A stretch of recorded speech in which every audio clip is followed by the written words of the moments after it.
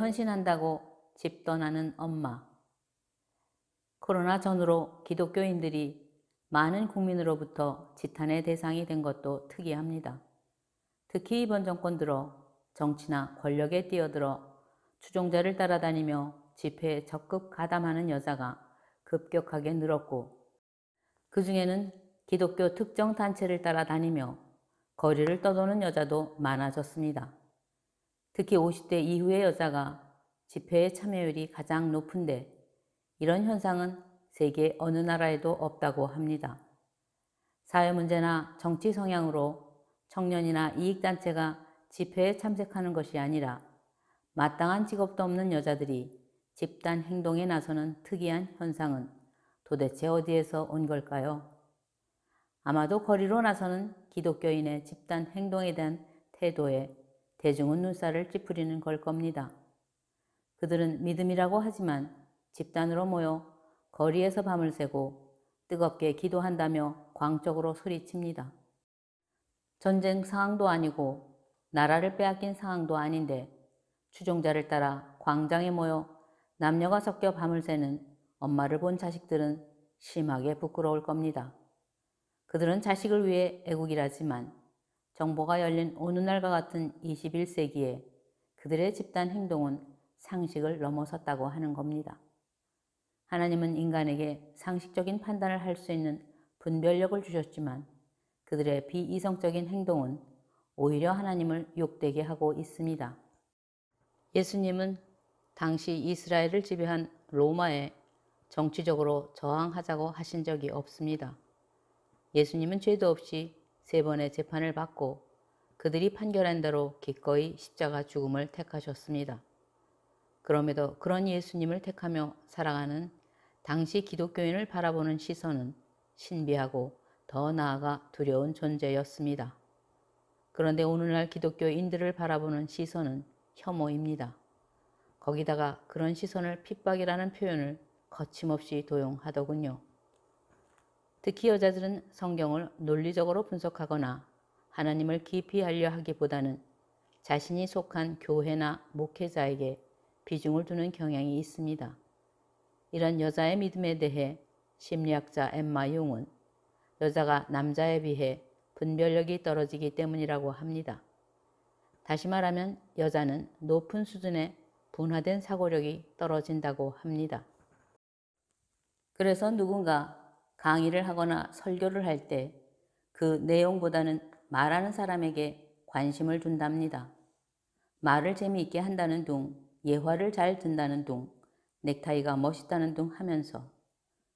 그래서 여자들은 남자들보다 쉽게 사이비 교주에 빠지고 엉터리 목사를 쫓아다닌다고 합니다. 엠마용은 이런 여자의 심리를 단적으로 말합니다. 분별력이 없어 귀한 것이나 싸구려의 가치를 동일시하며 열광적인 마음을 그대로 드러낸답니다.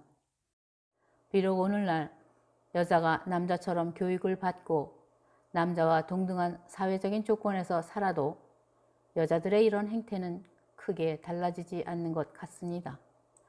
결국 시대를 불문하고 남자는 어떤 사안을 논리적으로 분석하기 위해 노력하는데 여자는 종교와 미신으로 만족한다고 합니다.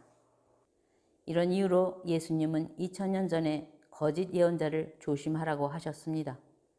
그리고 구체적으로 설명해 주셨습니다. 그들은 양의 모습을 하고 있지만 속은 굶주린 이리떼와 같아 너희를 찢어 삼키려고 한다고.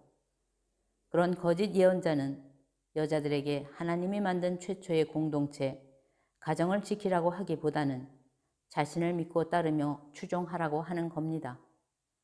그래서 예수님께서 분별력이 떨어져 그런 이리떼를 구별하지 못하면 다른 방법도 알려주십니다.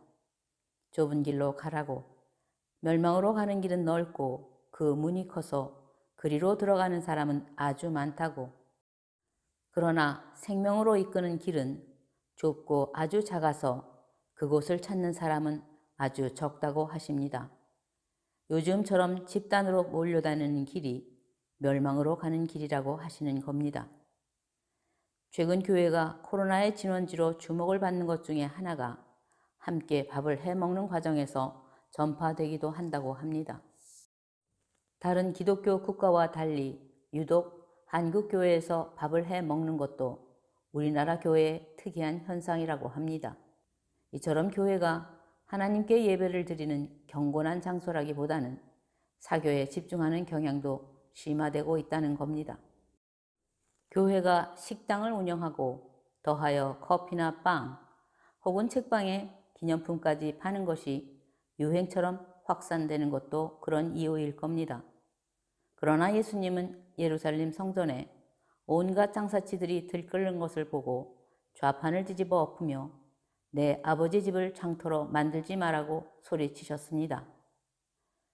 더구나 교회 수익사업임에도 직업이 없는 주부들이 교회 봉사라는 명분으로 무급 인력으로 활용되는 겁니다.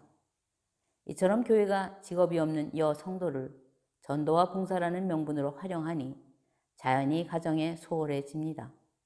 그런데 이제는 정치에 동원되어 거리에서 밤을 새우기까지 하니 자식들은 엄마가 없는 집에 홀로 남아 무슨 생각을 하겠습니까? 엄마가 정치하겠다며 자식의 자리를 빼앗지를 않나. 엄마가 교회 봉사를 한다며 밤낮으로 교회에 가서 집을 비우지를 않나.